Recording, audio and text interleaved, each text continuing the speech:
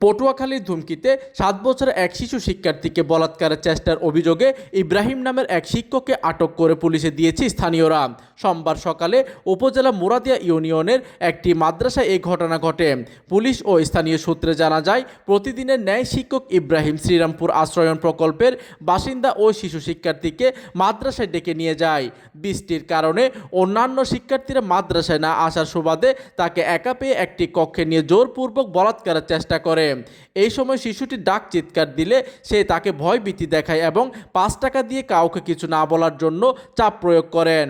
পরে শিশুটি বাড়িতে গিয়ে বিষয়টি তার পরিবারের সদস্যদের জানালে স্থানীয়রা শিক্ষককে আটক করে বৈদ্যুতিক খুঁটির সঙ্গে বেঁধে রাখে। পরে ধুমকি থানা পুলিশের কাছে সোপর্দ করা হয়। এদিকে ধুমকি থানার ওসি মোহাম্মদ সেলিম উদ্দিন গণমাধ্যমকে বলেন, এই ঘটনায় একটি ধর্ষণ চেষ্টা মামলা দায়ের করা হয়েছে। অভিযুক্তকে আদালতে সোপর্দ করা হবে। প্রতিনিধির তথ্য ও পাঠানো চিত্রে ডেস্ক নিউজ, দিগন্তের বার্তা 24, পটুয়াখালী।